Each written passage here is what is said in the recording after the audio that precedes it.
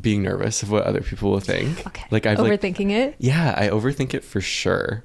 But I'm also like, you know, when I come down to thinking about it, it's like I just want to make work about what I want to talk about, and I also want to like looking at the work. So if I like looking at the work, I feel like other people like looking at the work. Welcome to the Gathered Arts Podcast. I'm Cass, and that's Kat. We're going to sit down with our creative community and chat about life as artists while Lee paints a portrait of our lovely guest.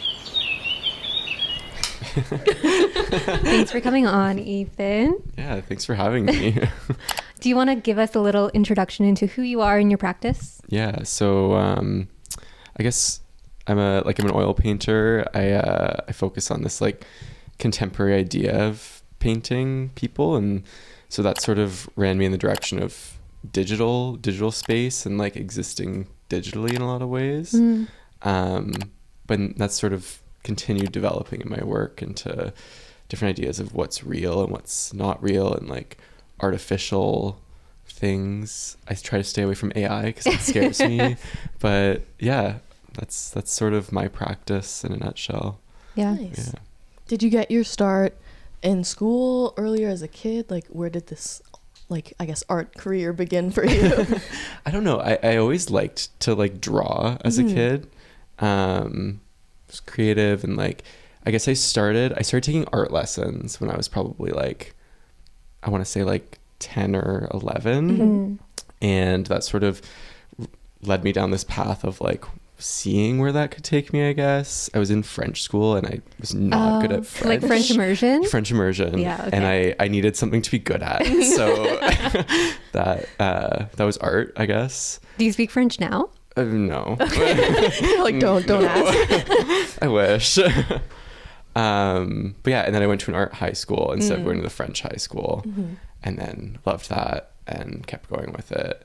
And then the pandemic happened when I was in art university, and that's where I sort of got this idea of like existing digitally. Like I felt like my life was becoming more and more online. And so yeah, that led me to where I am now with my art. Nice. Yeah. How was your experience in art school? It was good. Like I liked it, but the online aspect was annoying. Yeah. Like it wasn't great. Yeah, especially for like painting, because you were a drawing and painting major, right? Yeah. Having those studio classes online was hard. Yeah, I don't know. And like I lived in student residence for 2 years while I was doing God, a it. student residence? Yeah, well, no, it's not theirs. It's like I wish. No, it was like an off-branch one where like any university could go there kind of thing. Okay. Yeah. And so I was like living in this like dorm room and like trying to make oil paintings. Oh my God. It was like insane. Did you have roommates too? No, it was just me because I worked there too. So I was doing like both kind of. Yeah. And your work is pretty large too, right? Yeah, like was it always?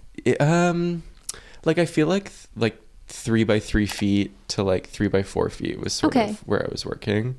But yeah, and I remember them being like, just be careful around like mineral spirits, like you don't want to, you know, like I was like, yeah, okay. Yeah.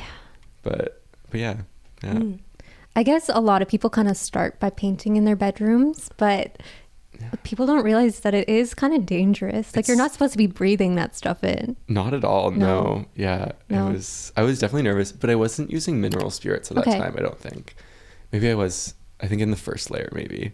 But then I would like air out my room and go for a walk and come back. Did you find yourself actively trying to avoid these kind of like toxic solvents? Yeah, I mean, I think so. Like not using mineral spirits or like using very little of it. I tried.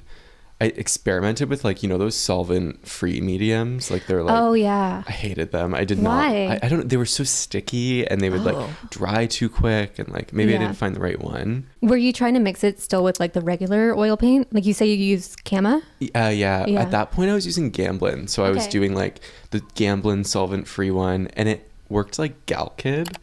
And I hate Gal Kid. I can't, like, I do not like it. Yeah, okay.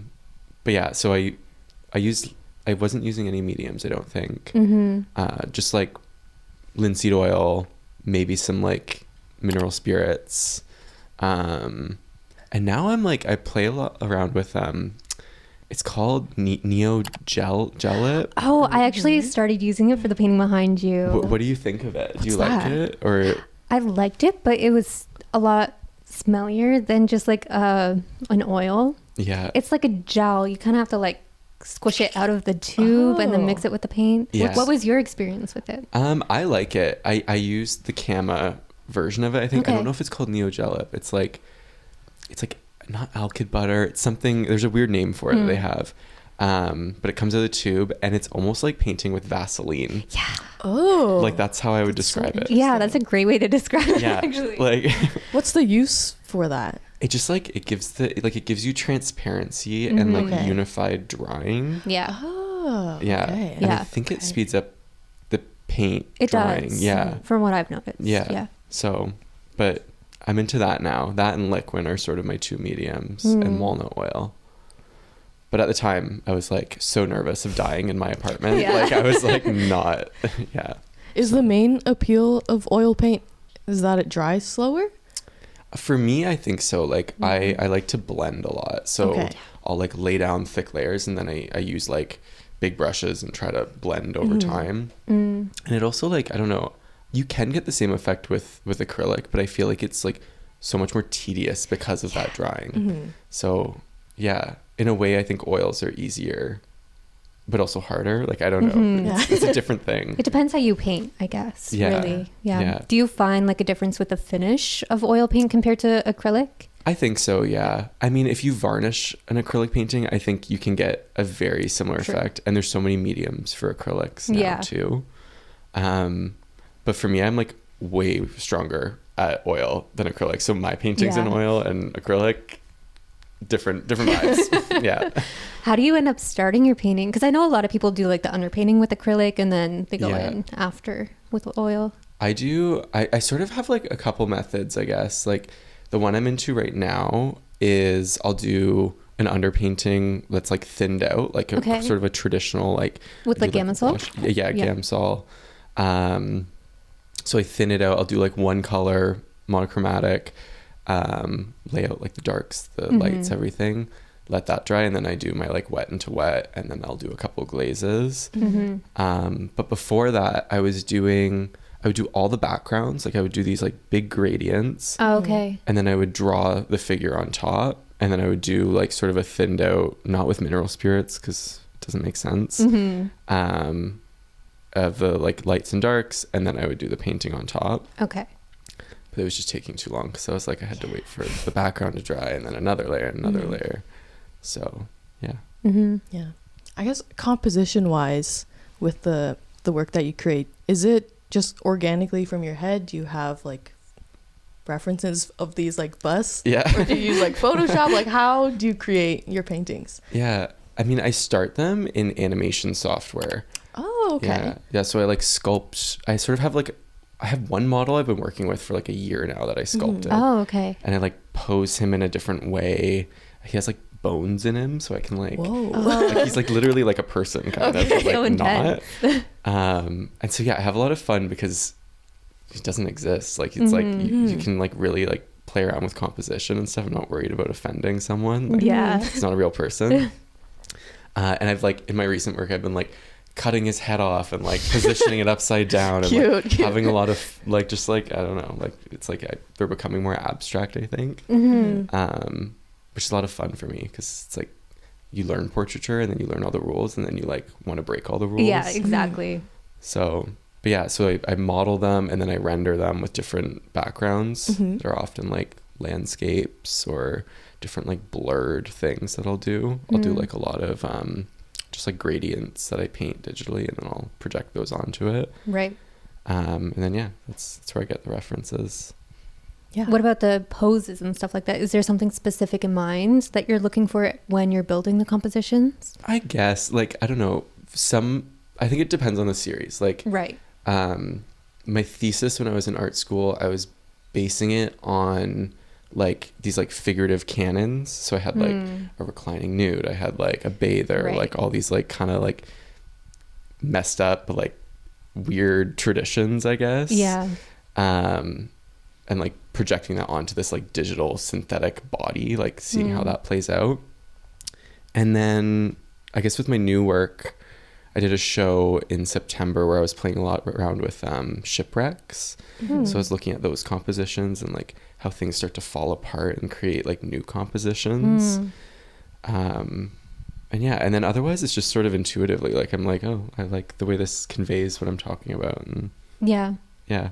Just kind of playing with it in the actual program and seeing what works, what doesn't. Yeah. And like literally for every painting, there's probably like 20 renderings that I do. Cause I'm like, that's terrible. That's not going to work. Like I can't paint that. But yeah. It's very intuitive, I think. Like I don't have like, I'm not looking at something directly. And yeah. Yeah, I feel like obviously for your thesis, it's a whole different kind of ball game. Yeah. But you said in September your show was about shipwrecks, or it started with shipwrecks. I think that's really interesting. Why shipwrecks? It sort of started, I took a trip to Curacao, but right before I started, it's like, it's like near Venezuela, kind of near Aruba. My partner's from there, so we were visiting family. And we took this trip to, there's a small island called Klein Curacao. And so it's like you take a ship and you do like a boat and you go there and you're there for the day. And there's all these shipwrecks there. And they're all so different. Like they were like some like new boats that had washed ashore and some like old boats that were like slowly, I was really interested by it. And I started thinking about like the way the idea of being a person sort of like degradates, or like, I don't even know if that's a word, like dissolves and like changes as you start thinking about digital space. Sure.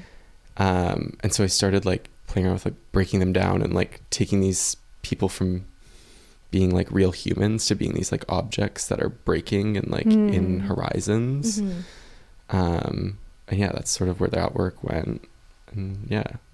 With this 3D like modeling program, is this a skill you learned specifically for your painting, or is this something you knew how to do already? I actually learned it because I went to an art high school.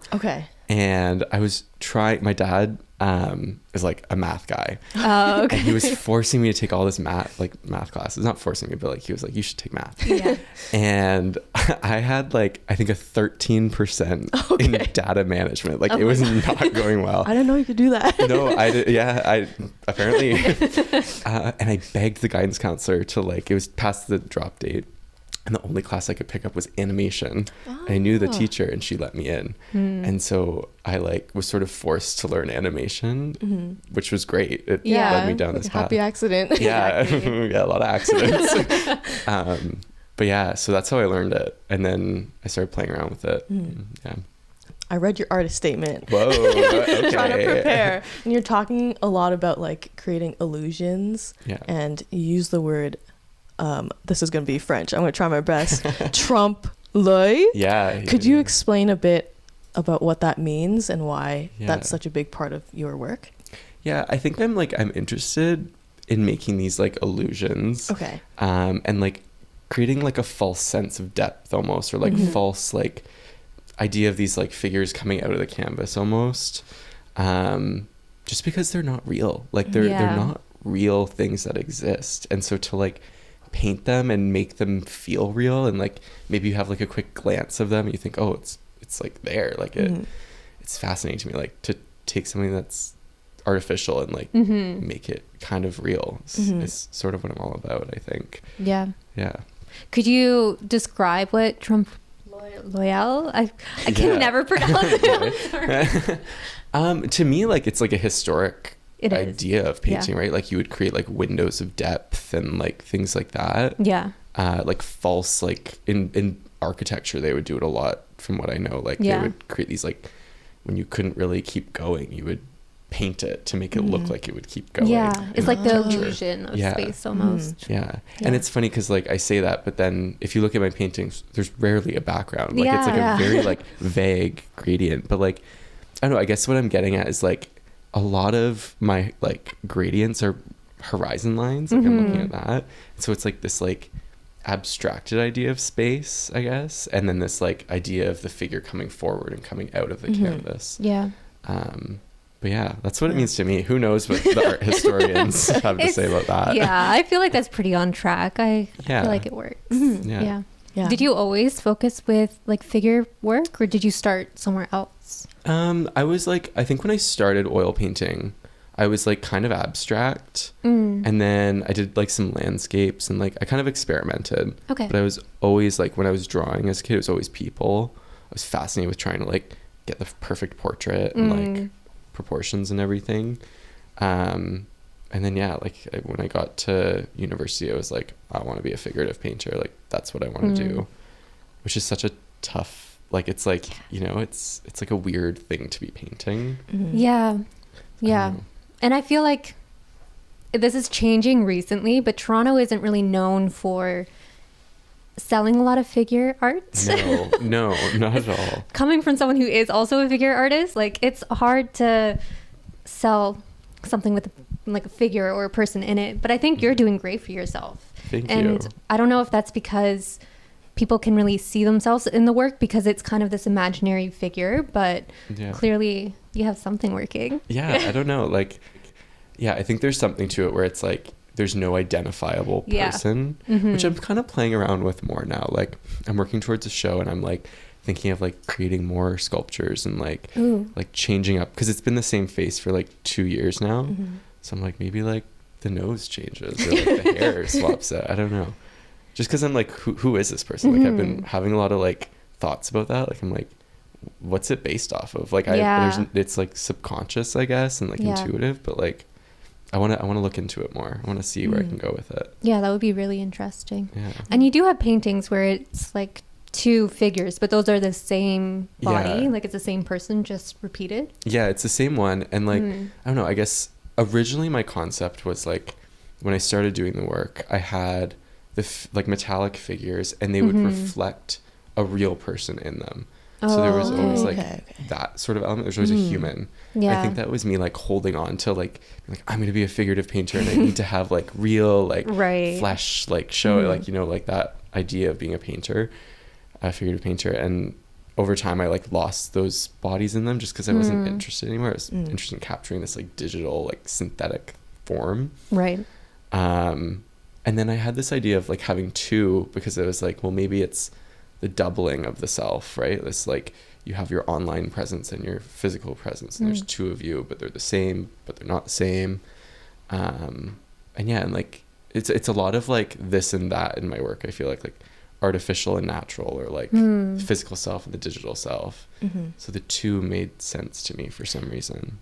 You might not know much about this, but I want to ask, what's your, or have you ever looked into ideas of like dualism? And I mean, I'm going to say transcorporeal because obviously that's what I like, but have you ever heard any of those? No. It's hard to describe. I guess dualism is like this idea of the body and mind. Yeah. So like, I guess I did the opposite. The it's all good. And mind. So it's really looking at different,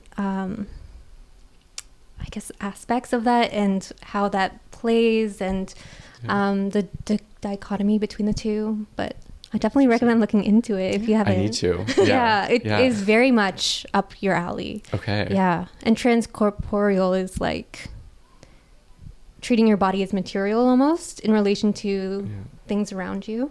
Oh, I love that. Yeah. Okay. I'm going to look into that. Yes, yeah. You should. Yeah. That'll be the next series. I'd be interested in seeing that. Yeah. Okay. Yeah. Sweet. We're going to take our first little break here.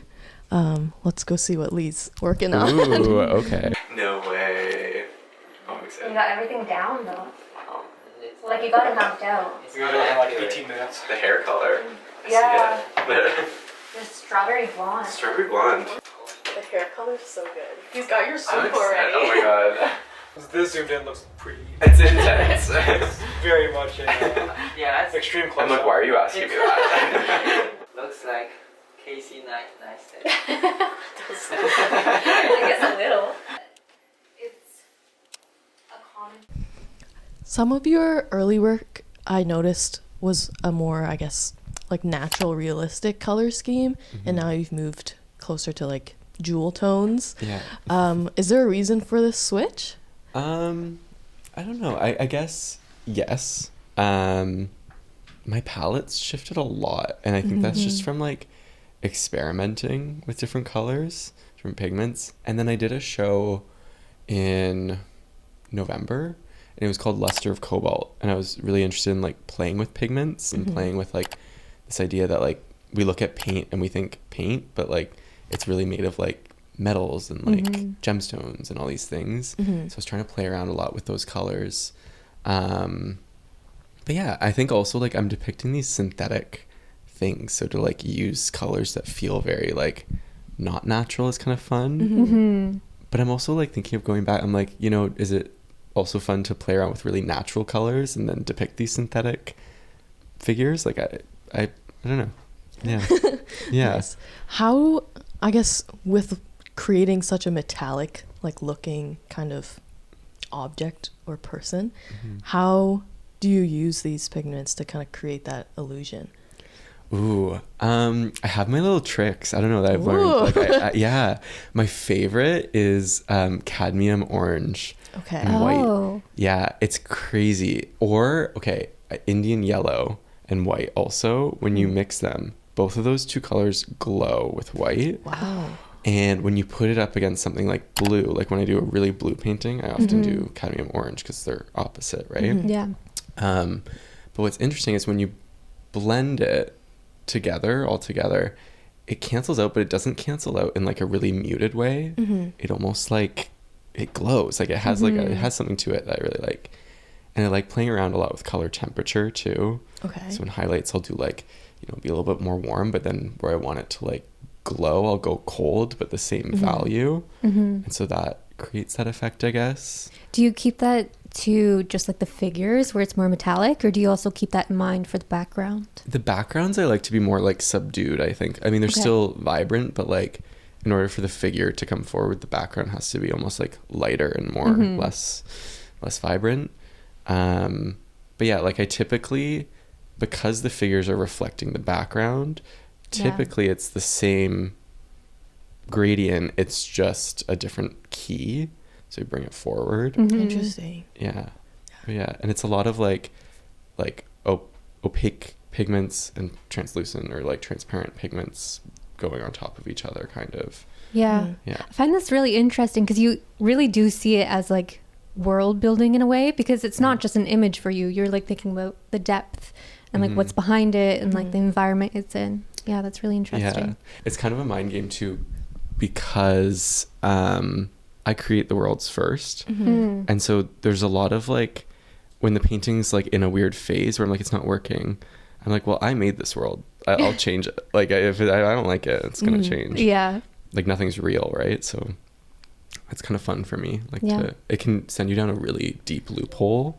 Do you find that metallic chrome kind of effect really draws people into your work? Because I feel like it's like when like raccoons see shiny stuff, I feel like that's the same with humans. Yeah, I mean, I literally like in my thesis I like wrote like fishing lures. Like I was I'm interested in like, because it was like I was playing at a lot of like, I mean, it was like this digital idea, but digital space is also a commercial space. And so playing a lot around with like sort of putting hooks in the viewer and making them want to come see the work, kind of, which I guess could be seen as commercial, but like I was looking at more conceptually, like these are objects that I want to pull people in and to like make them think about what I'm talking about.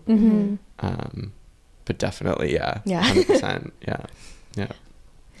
I do feel like there's a really big, I guess, I don't know how to say it, but like the idea of having it commercial versus conceptual is really gatekeepy in the art world. It's but so much so. I feel like your work is like, it's very sellable in a good way, but it still carries that kind of like concept through it. How do you manage that dichotomy? I don't know. I think it's like it's sort of like a mixture of like being nervous of what other people will think. Like I've overthinking it. Yeah, I overthink it for sure.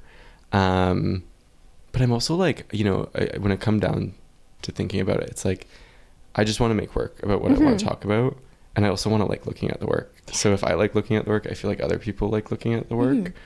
And yeah, that's I mean, I'm trying to more and more get out of this like mindset of like, okay, this is what's gonna sell. Like this is like, I'm trying to just like make the work that I want to make, and if it sells, fantastic. And I have this weird thing that keeps happening where I'm like, this is the painting. I'm like, this is the least sellable painting I've ever made. And that's the first one to sell. Yep. So it's like, there's no way to predict it, you know? And I don't think there's a point in trying to either. You can't, it's people like what they like and they'll buy what they want to buy. So yeah, exactly. Mm-hmm. Yeah. Was that mentality kind of hard to just train into your head? Because I feel like a lot of artists, they want to make what other people will like. And like, especially with art schools, like you want to get a good grade or whatever, you want to paint what they think will grade well. Yeah. Was it difficult to kind of be like, no, I'm just going to make stuff for me? I guess, yeah. I remember like I had this one teacher that was like, did this whole sort of like speech on like green paintings. Like it was like, she was like, this green, she's like, green paintings are, you can't sell them. Like no one wants to buy green paintings. Right. Right. But it's hilarious because I heard that and I was like, and that's why my last show, I was like, I'm making a green painting. Like I'm going to prove you wrong. Mm-hmm. And the painting sold. And I was like, okay. And now I'm like, I love making these green paintings because I'm like, and I feel like that's kind of a lot of my work is also that way, where like you're taught in figure painting class where it's like, if you're going to paint a face, paint the neck and paint the shoulders. Yeah. And maybe it was like subconscious, I don't know, but I was like, I'm going to cut the figure off here. And like, that's where I'm going to paint the portrait. And I'm going to make them green. And I'm going to like all these things. It's really just like a big fuck you. Kind of, yeah. But I don't think it's like, it's not in like a, oh, I can't believe you said that way. Yeah. It's just like a, if that's what's being taught to me, like, how can I explore that and see if that's true or not? Like, does that apply to me? Like, I don't know. And I don't think it applies to everyone. I think they're just like made up rules that people make. Like, I think it's all bullshit. Yeah. So. Did you start more representationally and then kind of push yourself to more abstract? I know you said earlier you started with abstract, which I find interesting. Yeah. I mean, I think I was, I definitely started drawing. Like when I was drawing, it was like, I don't think I was a particularly great drawer, to be honest with you, but I was like figuring it out. I was young. And then when I figured out painting, I was just like, wow, this is like a really interesting material to play with. And so I think that's why I ended up really abstract. And the woman that taught me oil painting, she worked very like in layers, like glaze on glaze on glaze on glaze on glaze. And so I started painting that way. And then again, I was like, well, what if I don't do that? Like, what if I do the opposite? And that's where I was abstract. And then, I started getting more and more figurative, I think, going back to figuration, I guess. Yeah. Because it's also like when you're in art school, it feels like the academic route kind of, I guess, which I hate. But yeah, I'm trying to like rethink that and like figure out how to do it the way I want to do it, I guess. Did you find going to at least a university art school helpful for you in your career itself, like the start of the career? Yeah, I mean, you definitely get to meet a lot of people, right? Yeah. And like for me, I feel like the grad show that I did like was sort of like the first like people were starting to like see my work finally. Like, I don't know. Yeah, you were featured on what, like CBC or one of the news? Yeah, I did. I think it was CBC. Yeah. Yeah. Yeah, I did that, which was terrifying. Oh my God. I remember I was like, okay, I just finished school and I have to wake up at like 4 a.m. and go on the news and talk about it. How do you feel about that interview? It was good. I haven't watched it. Okay. I can't watch it. I can't. But yeah, it's fun. Is there a reason why you choose to kind of have these snapshots of this world that you've made instead of just, I guess, releasing the 3D thing you've made? Yeah, I don't know. I've actually been thinking a lot about like showing the renderings, but it's like I'm so not like I'm not. I mean, I have like a high school animation education, so I'm like, are they good? Like I'm like terrified of like someone that actually animates be like, who is this guy? Like, why is he doing this? They're not technical at all. But that's kind of what I love about them. I'm like, well, I'm just gonna play around and see what works. Yeah. Whatever. But yeah, I want to do some videos. I'm really interested in like, because I can make the figures move. Yeah. And I've explored that a little bit, but I haven't really like gotten into it fully. Yeah. So I'm hoping like maybe some projection or like something interesting. Yeah, a little more immersive in ways. Yeah, something other than just paintings. Like like world making, almost trying to do more. Yeah, I know you said you had a show coming up September of this year. It might be October now. Oh, okay. Who knows when it'll happen. Sometime this year. Yeah. Would you be playing with these kind of new ideas, or are you trying to keep it more, I guess, in line with what you've done before? No, I'm exploring a lot of like nature right now. Ooh, okay. I'm really interested. Like I'm working on a painting right now with grass in it, which is fun for me. Also really annoying to paint grass. I don't know. But I love it. But yeah, like interested in this like idea of nature, and also the garden as this like place to explore nature being curated by humans. Yes. Yeah. And like what is natural, like are humans natural, are our products natural, because are we natural, like, you know, like that sort of, those ideas are what I'm exploring a lot. So yeah, and I'm hoping to do a projection work in that show. We'll see. Yeah. That's so exciting. Yeah, that would be. Yeah, I want to see those figures move. Right. Yeah. And like, who knows, like I've also just been thinking of like, maybe it's just grass, like maybe it's just like a video of the garden, like I don't know yet. I don't know. I kind of like that idea where it's like no figure in it or anything, it's just like the landscape. Yeah. And it's like, what if the grass is animated? What if it's fake grass? What if it's real grass? Like, do we know? Like, so yeah, I don't know yet. Like the smell of grass. That'd be so crazy. A scent experience. Ooh, okay. Yeah, I think it's so interesting that you're bringing such like natural things into this digital kind of world that you've made. Yeah. And like kind of, I guess, blending or blurring the lines between what is, I guess, realistic and not. Yeah. You talked a bit about what was it called? Synthetic reality. Yeah. Could you explain a bit about what that is? Yeah. I mean, I guess what I'm thinking about a lot is like, what is real, what is not real. And like, if I'm creating these like fake people, you know, they have to exist in some sense, right? Like you model them, they're like a series of numbers essentially in a computer, right? But then yes, that's fake and it's synthetic, but it's also real in a sense. Like it does exist, but it's synthetic, it's fake. So I'm interested in that, I guess. And then the whole idea of bringing something that's artificial to reality is what I'm interested in. And also, like, I think a lot about like social media, online presence. And it's like, you can take a picture and then edit it 5 times and then post it. And it's like, it was a real picture and now it's a fake picture, but it's still kind of a real picture. But it's like this like in between barrier, right? And so I try to evoke that a little bit in my paintings too, where there's like multiple filters being put on these fake people. And do those filters make them more real or do they make them more fake, you know? Yeah, that's really interesting. Do you find yourself thinking about that when you're posting to like Instagram or social media? Yeah, I mean, like I try to think about like, you know, what presence do I want to convey? Like, is it like this like perfect idea, or is it like this like totally real, like whatever? And I feel like stories are my favorite thing to post on, because they're just like, I'm going to take a picture of my studio, I'm going to post it, and I don't care. Yeah, there's no pressure to it. Exactly. Yeah.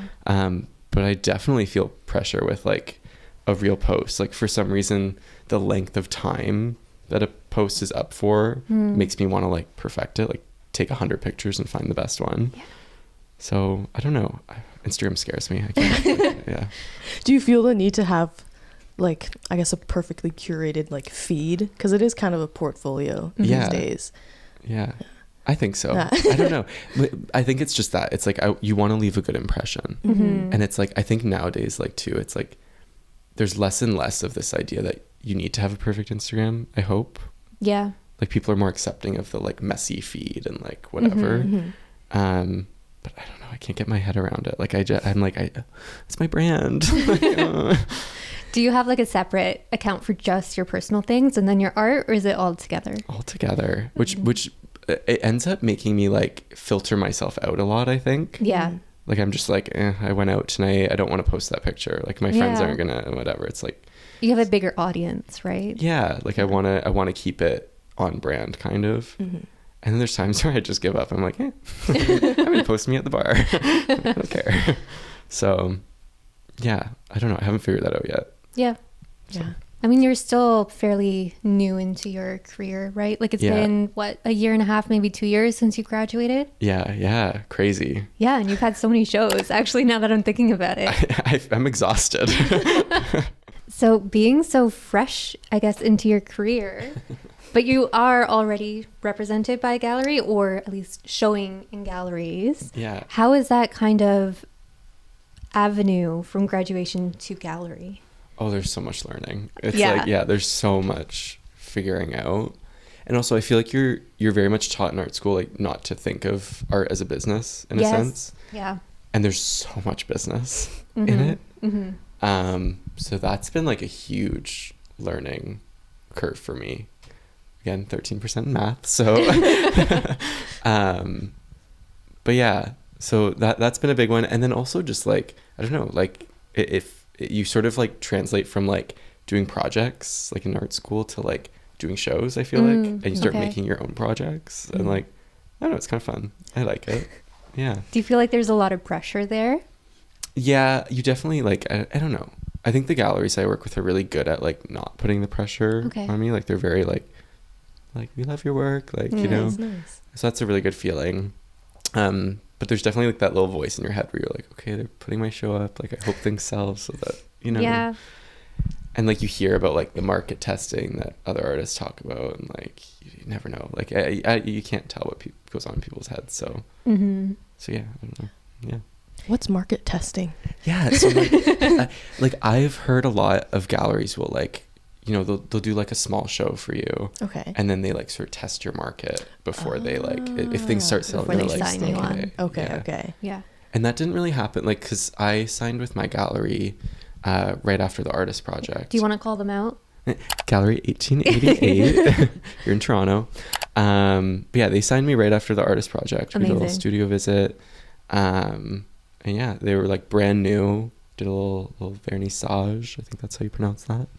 And yeah, it's been great. Yeah. Nice. And you are like officially an artist with Gallery 1888, or they're just showing your work? No, signed. Amazing. Deal. Yeah, whole thing, which has been really fun. Yeah. It feels good.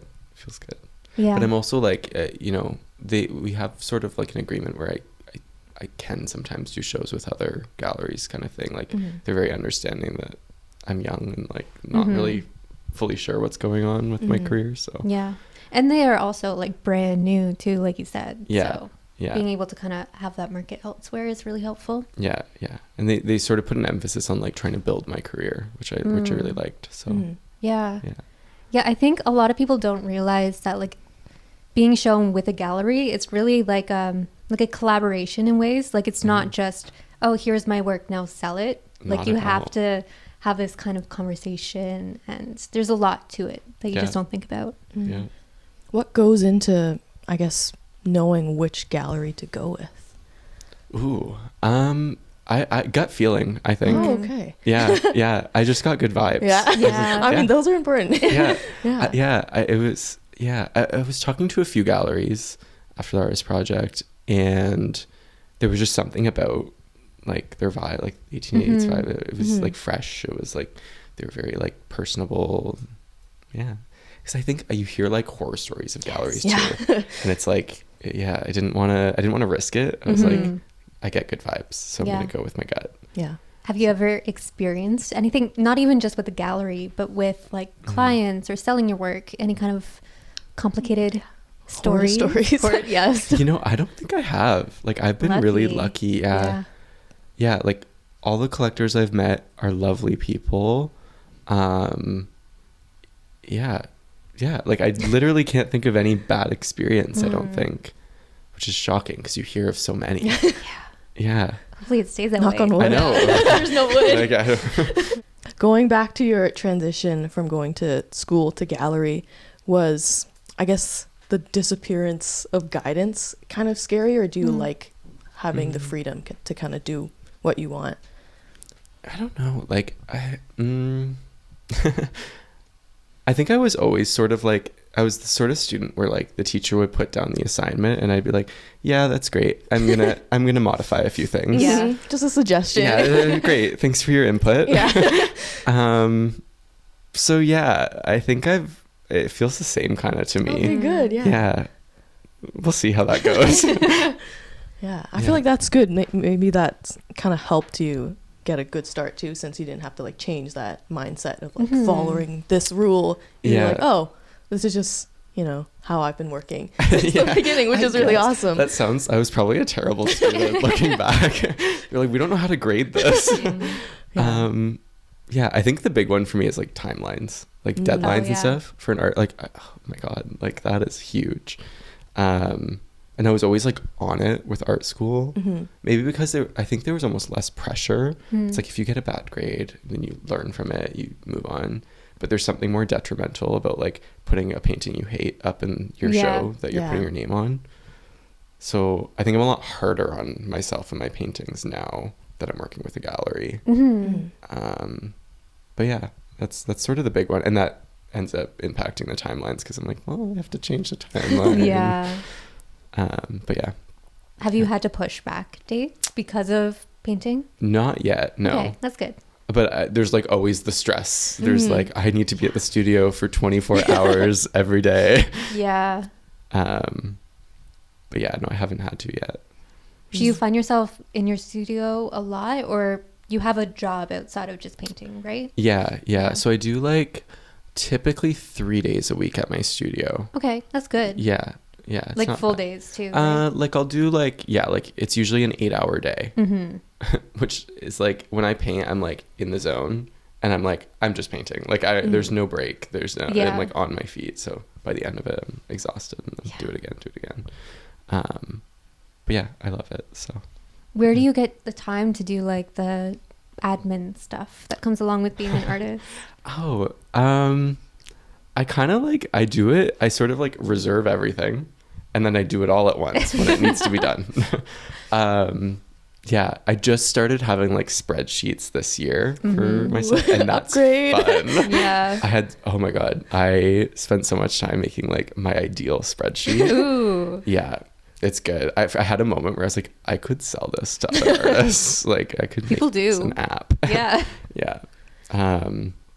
But yeah, that was kind of fun. That was like kind of businessy of me. But otherwise, no, it's like, it's very much me being like, I'm going to keep these receipts for later and then I'll file them eventually. Yeah. I have a box of receipts somewhere, unfortunately. Yeah. I got a binder. That's been an improvement for me. Oh, nice. Yeah. Are you like keeping track of your inventory, like inventory as in paintings and stuff like that? You should see this spreadsheet. Ooh, okay. It's like my inventory for the last 4 years of painting, sale status, oh my gosh, date of creation, where the sale took place, total inventory. Like it's like I was like, ooh, this is good. This is good. Yeah. Do you find yourself kind of going down the business route more of being an artist, or are you kind of shying away from that? I don't know, because like I want to make a living out of this. Like, of course, my goal is to do this full time, right? So you kind of have to, in a sense. Like if you're just like being the like messy artist, you have to. Yeah. So I hate it, but I love it. You know what I mean? It's a love-hate relationship, I guess. Yeah. Where like, trying to be an artist and like just do whatever you want, but also like trying to be like kind of a realist and like trying to make an income. So, yeah. How was your experience with, I guess, showing in exhibits and doing open calls and art fairs and stuff? Yeah. How has that all been? Ooh, I don't know. Like, I reached out, like the artist project was probably one of the first open calls I did for like a big thing that felt intense. And my submission was like, I think it got lost in translation or something. Like they were like, hey, you don't have any pictures on your application. Oh my gosh. So I don't know. I make these paintings about tech things, but like I'm not a tech person. So yeah. That's really funny. Yeah. Yeah. I'm very much like a painter, like living in real life, I guess. And then the digital stuff comes along.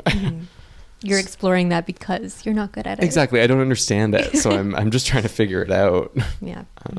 Yeah. So do most of the sales happen at these shows, or is it all does it happen online? Like a shop? Like how does that work? I mean, my experience has been like shows sell the most because like you're pulling a group of people in to see the work in person. They're interested in the work, you talk to them. Like I don't really sell much online, honestly. Like it's just like it's not for me, at least. Like I haven't found it that worth it. And now that I work with the gallery, like I don't even know how they're selling. Like leave it to them. And like I trust you, you know? So yeah, Instagram I've sold a few pieces on. Oh wow. Okay. But I'm always kind of like sussed out. Like I'm like you can buy it. There's so many scams. Like to weave them out is really hard. Yeah. So when you're selling a piece, I guess if you're talking to them in person, do you feel like you have to really build a relationship with them before they kind of spend money to buy something? Yeah. I mean, I like to it's nice to know that your paintings are in like someone you like's home in life. But I'm not like vetting people. I'm not like, you know, like doing a deep dive. No, I like to have trust in people, I think. And from my experience, like the people that I know that have bought paintings are like great people. So yeah. Do you find they're buying the work because they like the painting, or is it because they've like talked to you, they've heard the story, and then they fall in love with the painting? That's a good question. Probably a mix, I think, because I also don't talk to everyone that buys them. Right. So I don't know what they know about the work fully too. Hopefully they know a good amount.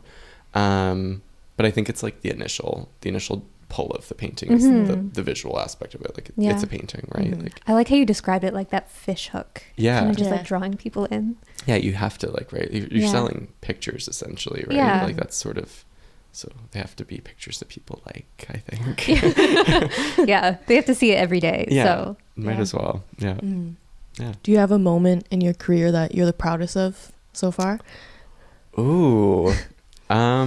I was really proud of my thesis in school, I think. I was happy with that. And especially like I struggled so much to make it. It was just like, I think I like bit off more than I could chew, really. And like, in what way? Like I was like, I'm going to make these giant paintings. And they're like, it was just like, I was like, I don't know. I was like buying into this idea that like, you need to make 6-foot paintings and, you know, all this stuff. And it was really tough, I think, for me to figure that whole thing out. And like the big piece that I think drew the most attention and people sort of reacted the best to was made in like a week before I like presented it. Like I finished it, I think an hour before I presented it in my thesis presentation. Like it was crazy, which felt really good. I don't know why. Like it was like, so I was really proud of that, I think. I feel like it's always like that when you this is why like so many people are procrastinators, I think, because like when you rush something and then it works and you're like, oh my god, like I can get away with this. But I also think it might be, I don't know, when you're like rushing, you can't really overthing anything anymore. True. And you just kind of like go and then usually it's like a gut just feeling almost. It just works sometimes, which is great. Is there any, I guess, goal or dream that you look forward to like pursuing or want to accomplish? I'd like to do more like international work. I think I'm like I feel like I've done one show in the States, and otherwise just Canada. So I'd love to like do Europe, maybe. But yeah, like I'm open to anything, you know, like I'm ready. So yeah, but I think international shows would be cool. Yeah. Like, you know, figuring that out. It would be fun. It's very complicated to think about like shipping your work, especially with like 3 feet paintings. Like that's your smallest you usually do, right? 3x3. Yeah. The ocean's big. Big. I don't know, the logistics of it are definitely scary. It would be fun though. But it's fun. Would you like travel to the exhibits? Oh, I would travel. Oh, what a good excuse. Like, oh, make sure it's somewhere warm. Yeah. How would one go about doing that? Like, do you just kind of cold call people? Be like, hey, I got a painting. Ideally, I don't want to cold call them. But I will. Yeah, I will. What do you look for in a gallery that's overseas? Because you can't visit. Yeah, that's a good point. I think I'd want to be like aligned with the work that they're showing already. Like, I think that's a big thing for me. I'm like, do I like the work that they show in general? And then gut feeling. I don't know, vibes. Yeah. And I I mean, I love a pretty space. Yeah. So like when a gallery has like a beautiful space, I'm like, oh, I want to show there. And like overseas, their space are, I don't know, they just have so many more windows. Yeah. That's nice. Yeah. It's beautiful. Yeah. No, for sure. So I think that's my goal. Hopefully soon. But I'm happy for now. I'm content. That's good. Yeah. Are there any, I guess, other Toronto artists or artists in general that are a big inspiration to you? Ooh. I really love Janet Watson's work. Yes, of course. She's amazing. I actually kind of see that in your work. Do you? Yeah, I guess just like how it's situated in like the space that doesn't really have like a time. Yeah. It's just there. I don't know. Yeah. And her brush strokes, man, like they're just like swoops, they're poetic. Yeah. Like I wish. We made a painting for her. Really? Yeah. No Crazy. way. Yeah. I didn't know you did that. I painted a puppy for her. Oh my god. I assume it was her dog. Yeah. I think it was, yeah. Nice. Yeah. There's other ones, but and like that's the one that comes to my head. She comes to my head. Have you heard of? Oh, I forget her last name, but Vicky. We based her. Vicky. Okay, yeah. Then is this who you're talking about? No. I think so. What does it look like? Yes, What is the work like? You know, like what Glimpse of Unseeing was based off of. Vicky. Oh, the like eye movement. The tubes. I love her work. Oh, she followed me on Instagram, and I was like. I'm a fan. You know, I actually DM'd her and she responds. Yeah. So, like maybe you should DM her. I should. Yeah. Yeah. But I also see her work. I think it's like the way things are reflected in those tubes is really kind of similar to how you kind of do it. Yeah. Yeah. She gets in there with precise. the brush. Precise. Yeah. I wish. I don't know. I'm too chaotic energy for that. I start that way and then I hate it and I rework it. And, so you like the more like, I guess, abstract kind of forms to it. I guess, yeah. Yeah. Yeah. Well, we'll take another break here. We have a little mini game for you that we're going to do. Yeah. Okay. So we'll jump into that next. Got so far. You're going to do segment 4. You have to see. And then we'll jump to segment No way. Oh, like it looks the eyes. I like the Casey Neistat comment I made because it made me realize I made the jaw too small. Oh my god. Yeah. That's insane. Wow. Yeah, so for the mini game, The eyes are, like, so spot on, everything actually. else we try to keep with the same setup. Yeah.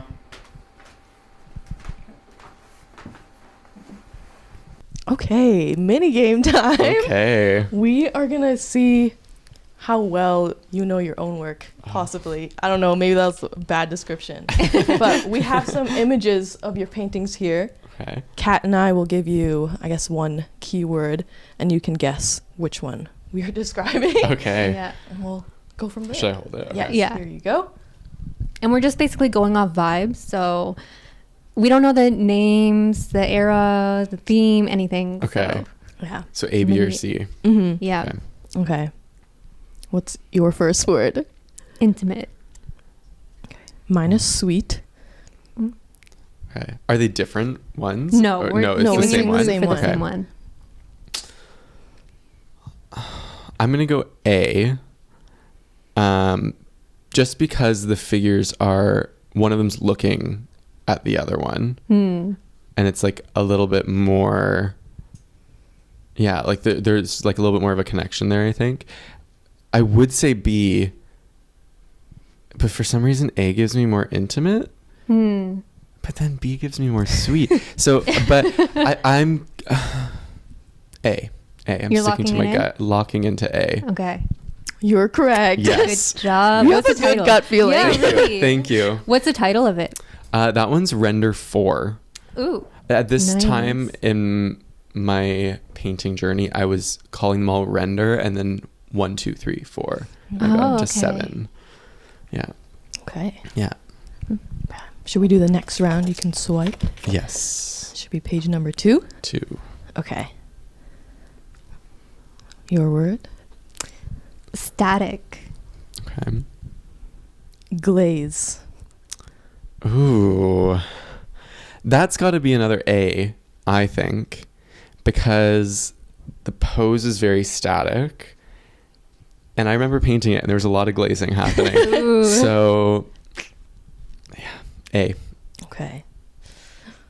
The answer. Oh, what was it? The answer is C. Oh, interesting. Yeah. Okay. Yeah. Why did you say static? I'm so I curious. just felt like it looked more like a statue. Like, you know, like those old kind of like marble statues. It just really felt like that 100%. for me. I think it's the hair Yeah. mixed with the way it's shining. I don't know. I could see that. Yeah. That was my second guess, to be fair. Okay. So Nice. Okay. You go first this time. The next page. okay. It was this one.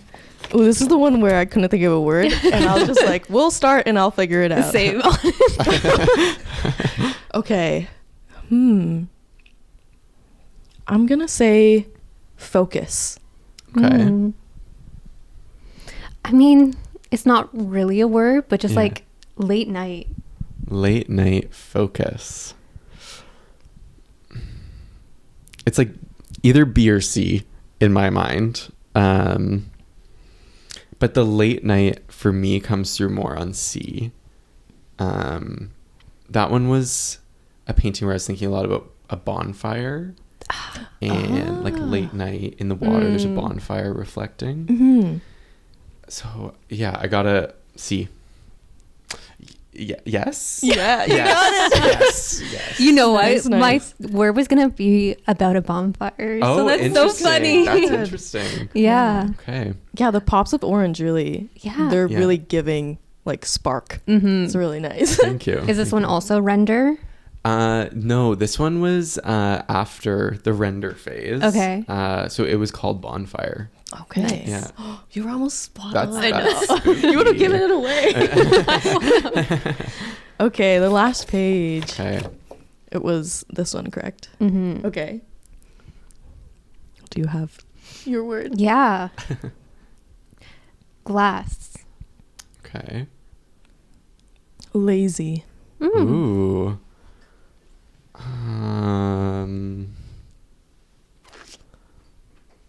I'm gonna go with C. I think yeah. So I think C gives me glass because it's like blue pastels. It's like got a little bit of a see-through moment happening. Mm-hmm. And then lazy, like the one face is like looking up, laying down, and the other one's like leaning in. So for me, that's a little bit more lazy. Yeah, I'm locking into C. Okay. Do you want to tell them the answer? Oh no.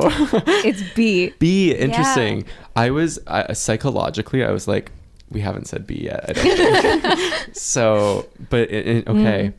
I'm curious. My main thinking, well, C, it felt kind of like ice to me. Like it just Yeah. felt cold. Yeah. Whereas, I don't know why, but glass feels warm, I guess, because of how you make it and like shape it. Yeah. It just feels warm. Interesting. Okay. Yeah. Yeah. For me, I don't know, the deep orange just kind of gives me that vibe. Yeah, you're like, Yeah. oh. Yeah, like that's kind of how I feel when I don't want to do anything. Yeah. Yeah. But yeah. Interesting. Okay. That was fun. Yeah, well done. Thank you. You did really well, Did actually. Okay. I'm happy. Okay. I love a game. How was so- seeing your past work like that? It's actually really interesting to see because I feel like, I don't know if you guys curated them in a way, but like this is page number 4 was from like, that's a show I did. Mm. And then I think 3, all the work sort of went together. Yeah. And 1 was like, all of them are renderings, Yeah. like the render era. So kind of cool. Looking back. Yeah, really cool. Mm. Very nice. Take time. Hot take. Okay. Yes. If you can be controversial, do Ooh, it. Okay. I'm gonna get canceled. Ooh. Now I'm thinking. So you mentioned this a bit earlier. I want to talk a bit more about AI and how Ooh. you feel about it, how it's kind of getting more a part of the art culture. Yeah. I don't know. I go so like back and forth with it because in one sense I'm like, I want to talk about what's current Mm-hmm. and AI is very current. But I'm also like, do I want it to be current? Do I want Yeah. this? So I think a lot of people think that I use AI because it's like I'm like, oh, a digital model and all that stuff. I don't, and I don't think I want to yet. Mm. You know, I'm like not there yet. Yeah. I still want to have like control over my work, and I want my work to be made by me and not like a computer yet, I guess. I don't know. But at the same sense, like I use computer rendering software, which is just a series of numbers and algorithms too, which is kind of similar to AI. So maybe that's just me being like taken by the marketing trend of like hating AI. I don't know. Yeah. Do you see a problem with AI, at least in the art world? Yeah. I mean, there's definitely like a lot of like ownership issues and all of that stuff, copyright. And it definitely probably takes a lot of people's jobs, which is terrible. So yeah, it's definitely like kind of, it feels sleazy, you know, it feels, but there is a part of me that's like, I want to talk about that being sleazy in a sense, you know, like not good. But I haven't researched it enough to really understand it fully, I don't think. That's fair. Have you tried it like at all? I mean, yeah, like I've tried ChatGPT. Who hasn't? And like, I don't mind using it for like I had to like code my website, and I was like, you know, I don't know how to code, so I'm going to get AI to do it. Yeah, it works surprisingly well. Right? Yeah. But it's like when it comes down to my paintings, I'm like, these are like, they're not super personal paintings, I don't think. Like I'm not talking about necessarily like my specific story or anything, but there's something that's personal about them where I'm like, I want it to be me. Like I want it to come from me, you know? So yeah. Do you think there could be a place in the future where it's, I guess, more as a tool? Because like I guess the prompt that you give it could be that part of you that is used. What do you think? Probably I think like also it's just like, where is it sourcing the images from for me too? And then like also like, who owns those images, right? Like you know, like if you ask AI to make a picture for you, you prompted it, but like doesn't the software own, like I haven't looked into it enough to like fully map that out, I guess. Because I know Photoshop has like integrated that now. So Adobe in general. Adobe, so like a lot of creatives must be using this, and like do they like, it's like I would be curious to look into like Adobe's policy, like you know, who owns those things. I don't know. I mean, I guess in your case, would it really make a difference if it's a reference? Yeah, and that's I guess not, right? I don't know. It's hard to say. Know. Yeah. I don't think so. And also, like, here's the thing. Like, I make these references, but if you looked at them compared to my paintings, you'd be like, he's a terrible painter. Like, you know, I really get intuitive with some of the paintings. Like, they're really just my mind, and they're referenced from this other part of my mind, I guess. But yeah, I don't know. I haven't figured it out with AI yet. I don't know how to work around that. Yeah, it is kind of like scary. It's like kind of looming all the time. I'm like, is it the next move? Like, are people actually using it, or do they just want us to think that everybody's using it? Like, it's very, very confusing. Like the places it could take us. Yeah. And then it's like, is it like gimmicky? Like, you know what I mean? It's like such a hot topic that's like, is this just a gimmick that I'm like throwing in my work to like get some like, you know, headlines or whatever? Like, is that what it is? So I try to refrain from it, I think, for that reason too. Where I'm like, I don't want to just like do what everyone wants me to. I know that people want me to do it, but like, you know. Yeah, I guess that kind of plays into, you know, your whole mindset to painting. I'm going to do something that I'm not supposed to do, basically. I guess. I mean, that's a revelation for me in this. How do you feel about, I guess, the Adobe AI kind of using your references to train AI? Yeah. I don't know. I don't think I mind it. Okay. I don't think I mind it. Because if it's... No, I'm like, do I mind it? No, I think it's no different in a sense than like other artists taking inspiration from past artists, right? Yeah. In a sense, you know? So I guess I don't mind it. But there is a part of me that minds it. So, yeah. But I mean, there's nothing I can really do about it. So it's going to happen. That's true. If you put things online, it's going to source from it. So, and at least right now, you can always tell what is AI. Yeah. Most of the time, like if you know where to look and what to look for, you can usually tell. Yeah. Have you guys seen those? They're like accounts and they're of people, but they're AI. So creepy. I don't think I have. No. It's like on Instagram and like Meta. Yeah. And they have like personalities, pictures, the whole thing, and it's just AI. That's really creepy. Right? Yeah. Like why do you need that? Right? Do they say that it's AI, or is it just they're trying to play it off as some of them? Some of them do. Yeah.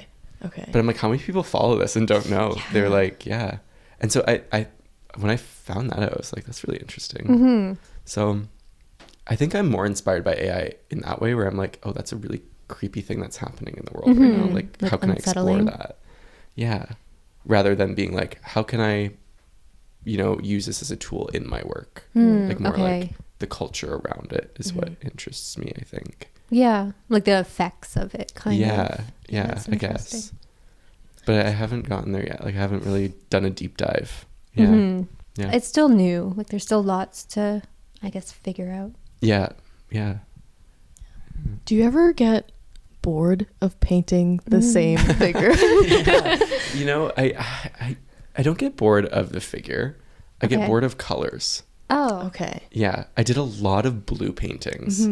And all of a sudden I was like, if I have to make another blue painting, I'm going to throw up. Like so I think, I think colors for me are like very personal and like very like of the time I'm living in. Okay. So yeah, I feel like I can't make, if I made a green painting when I felt a certain way, I can't at a certain point in my life, like do that again until I feel that way again. Kind of.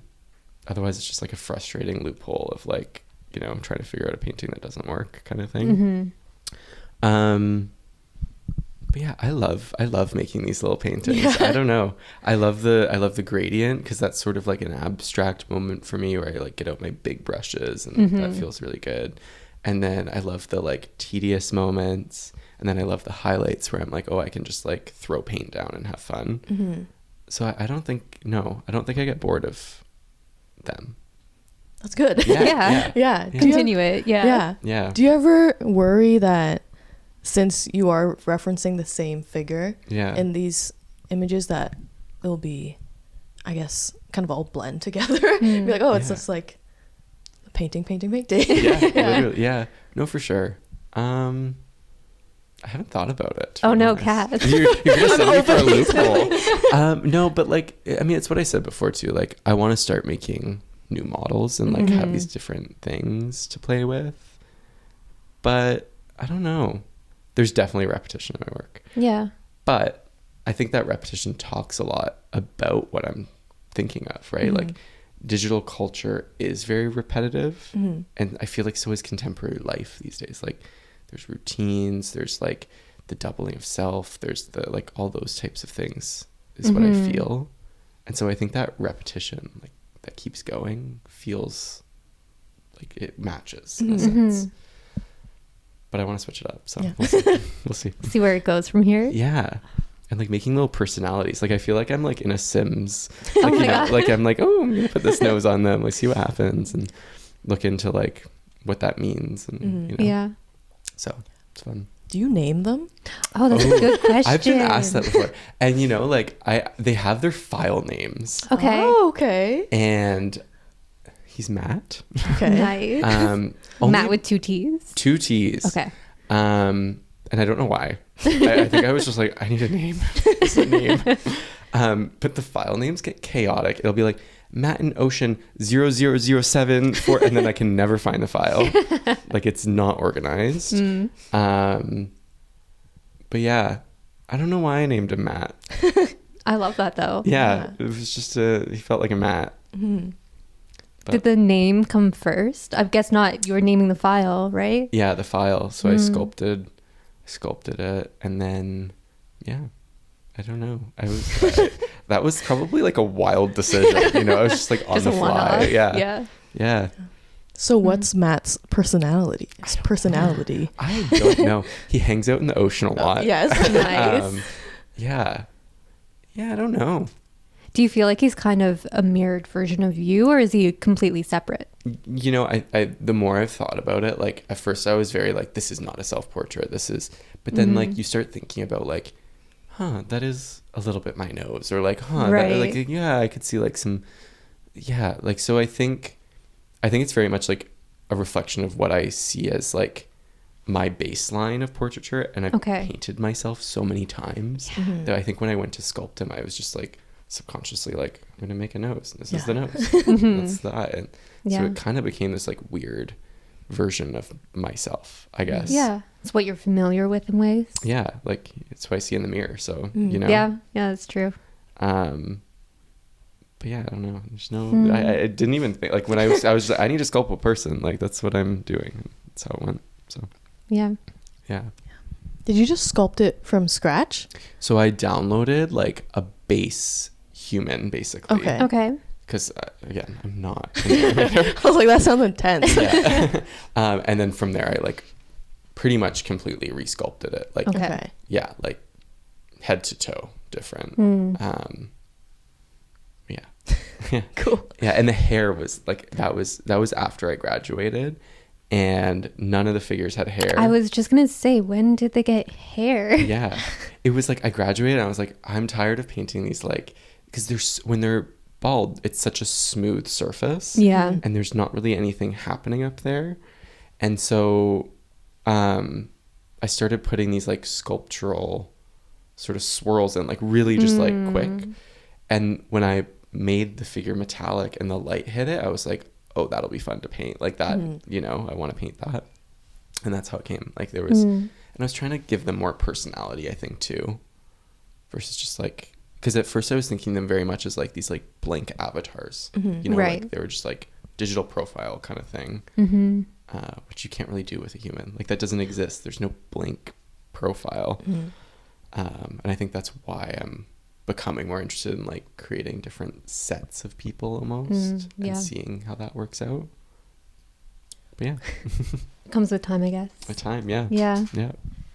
How, I know this is kind of like out of left field, but how would you tell people to price their work? Like how do you come to your amounts? I do mine by square inch. Okay. So I do like a number multiplied by the size of the canvas.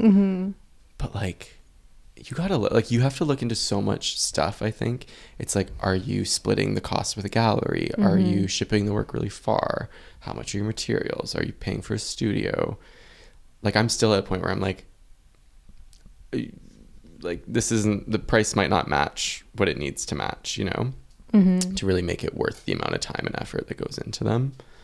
But do what works for you, I think, you know, like I think that's the way to go. And like my fear was always like, okay, what if the prices go down and then you get dropped, and then that's sort of the whole thing.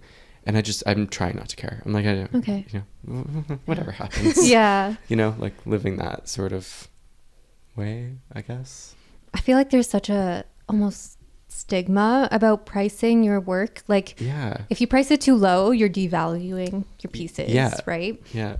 If you price it high enough, that means collectors want to buy it because you're seen as like eclectic in ways, or like it's just more worth it because your prices are higher. I don't know, it's really hard to find that like in between, that balance. No, for sure. And it's also like building yourself up. Like I feel like I don't want to feel like I'm like scamming someone, you know what I mean? Like it's like such like an internal like imposter syndrome, I guess, where you're like, no, you know, not that much. But when you really break down, like when you start looking at the business side of it, it's like, it needs to be that much. Like you have to, like, that's what it is. But yeah, I think that's, I do square inch. Yeah. It's simple. I feel like that's the easiest way. And then you can also like actually explain it to people. Like this is how much I'm charging per square inch. And they don't really question that. Yeah. And it's also like, you know, the canvases that I buy are charged by square inch. The paint is like, you know, a certain amount, like, you know what I mean? So it kind of makes sense to calculate it that way. But have you heard through like your experiences with galleries that you shouldn't be ever lowering your prices? 100%. Okay. I think that's what freaked me out, and I think that's why I started my prices, I think, on the lower end. Mm-hmm. They definitely were more affordable. Yeah, right? And I'm like, it's because I was terrified, like, if I go too high and it doesn't work out, they're going to go down, and then I'm going to be, like, you know, kicked out of the art world, I guess. I don't know. And I think that's why I'm just like, I don't care anymore. Like, I'm just going to do what I want to do. And if this makes sense for me, these are my prices, then that's what they are. And if they have to go down, they have to go down. If they go up, they go up. Fantastic, you know. I'm trying to care less about the market and because it just sends you on a loophole. Like, you just it like, does. Yeah. Some people are really good about, like, I guess, associating their work as products rather than like an extension of themselves. Yeah. But that's really hard to do as an artist. Yeah. How do you feel about, I guess, the more commercial work where you can be really like number based, inventory based? Yeah, I mean, I think it's, you know, artists need to live, you know, like if that's what works and you're able to do that, then fantastic. Like, I think that's great. I feel like I try to sit in between where I'm like, I care enough about my work that I don't want it just to be like, feel like a product that I'm making, but at the same time I'm making a product. So I go back and forth, I think. And I think most people exist somewhere along that spectrum, right? Yeah. So, yeah. I guess it's about time we bring in Lee. Ooh. Are you excited to see the painting? Oh, I'm so excited. Okay. Yeah. Lee, are you ready? Yeah. Okay, let's see it. Let's see. The big reveal. Okay. Oh, Whoa. the eyes are way. so blue. Yeah, you really, The hair is so good too. Yeah. I love the little highlights. Yeah. The eyes. Like, I'm like, even the little eyebrow. That's insane. So good. How do you feel, Lee? Yeah, I think I did very decent. Yeah. Oh, that's the highest Decent. praise. That's the highest. Is that okay? He's always like, it's all right. Yes. Yeah, I think I got lucky earlier. Why? Waist proportions, I only fixed the jaw. Oh yeah, what was your comment earlier? I said it, when the jaw was smaller, it looked like Casey Neistat for me. But now it looks yeah, like Ethan. I like the fact that I stated that, and it made me realize what needs to be changed. So then it was good. Wow. Nice. Well, Teamwork. thank you so much, Ethan, for Thank coming you. on to this episode of the Gathered Arts Podcast. If you'd like to take a moment to share your socials, any upcoming events that you'd like to tell the audience about. Ooh. My Instagram is EthanPlatt_studio. And my website's ethanplatt.ca. And that's, I think, everything. That's it. Yeah, I think so. I have a show, maybe September, maybe October. We don't know. Here in Follow Toronto. him. Yeah, follow me. I'll let you know. I'll let you know when that happens. Awesome. Yeah. Yeah, you can subscribe here for more episodes. You can follow us on Instagram at clk.to or visit our website, clkco.ca. Thanks again for listening and watching, and we'll see you next time. Bye. I feel like we need to get like little stools. Yeah.